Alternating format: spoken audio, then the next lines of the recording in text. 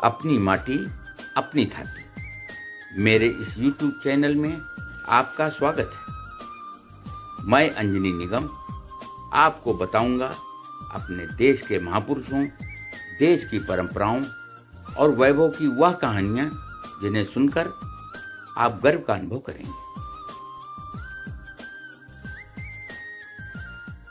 पक्षियों के जीवन का जब भी हमारे जेहन में विचार आता है, डॉक्टर सलीम अली का नाम आना स्वाभाविक है। डॉक्टर सलीम मोइजुद्दीन अब्दुल अली को लोग बर्डमैन ऑफ इंडिया के रूप में भी जानते हैं।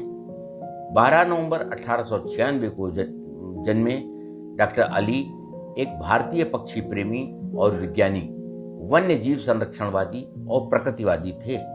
वे देश के पहले ऐसे पक्षी विज्ञानी थे जिन्होंने संपूर्ण भारत में व्यवस्थित रूप से पक्षियों का सर्वेक्षण किया और पक्षियों के बारे में ढेर सारे लेख व किताबें लिखी। उनकी लिखी किताबों ने भारत में पक्षी विज्ञान के विकास में महत्वपूर्ण भूमिका निभाई है। डॉक्टर सलीम अली की प्रसिद्धि देश में ही नहीं बल्कि दुनिया भर के पक्षी वैज्ञानिकों के रूप में हुई। बताया जाता है कि वे अपने जीवन में खुद बड़े शिकारी बनना चाहते थे, लेकिन एक घटना ने उनकी जिंदगी पक्षियों के संरक्षण की तरफ मोड़ दी। दरअसल एक बार उन्होंने एक गौरैया का शिकार किया, किंतु जब उसके पास जाकर उसे देखा तो लगा कि वह सामान्य गौरैया से कुछ अलग है। उसकी गर्दन पर पीले रंग का धब्बा था। सलीम अली तुरंत उस पक्षी को अपने चाचा के पास लेकर गए, पर चाचा भी उनकी समस्या का हल नहीं बता पाए। सलीम तो इस बात की जानकारी करने को बेताब थे कि गर्दन में पीले धब्बे वाला पक्षी आखिर कौन है। ऐसे में उनके चाचा ने उन्हें पक्षी के साथ बॉम्बे नेचुरल हिस्ट्री सोसाइटी के सचिव W.S. मिलार्ड के पास भेजा। मिलार्ड सलीम की इस जिज्ञासा से बहुत खुश हुए और उन्हें बताया कि वह तो सोनकंठी गौरैया है।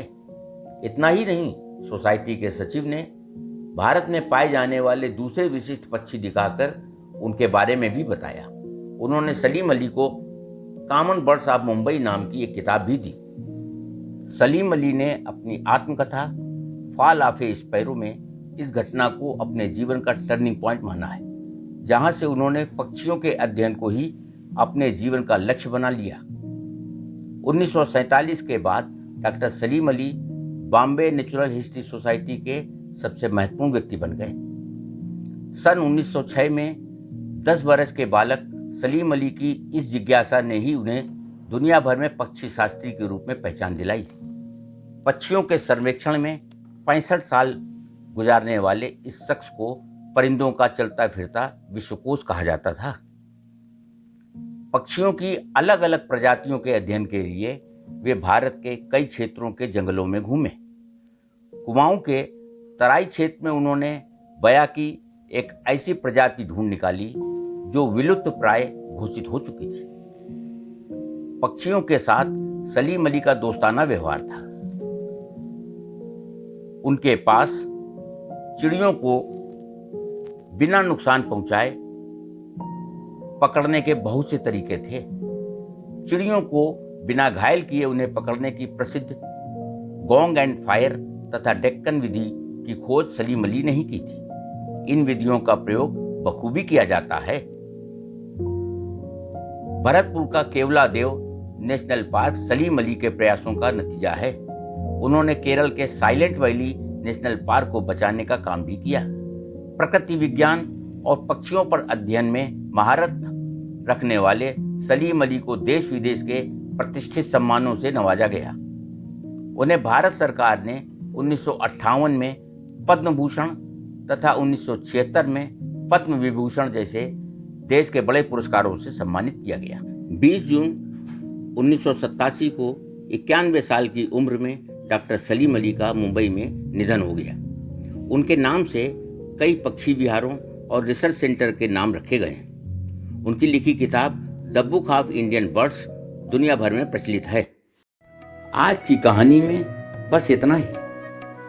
हम जल्द हाजिर होंगे एक नई गौरवशाली गाथा के साथ। जुड़े रहिए हमारे चैनल अपनी माटी अपनी थाती के साथ। और हाँ, यदि आपने हमारे चैनल को अभी तक सब्सक्राइब नहीं किया है तो जरूर कर दें ताकि आपको मिलती रहे नित नई जानकारी।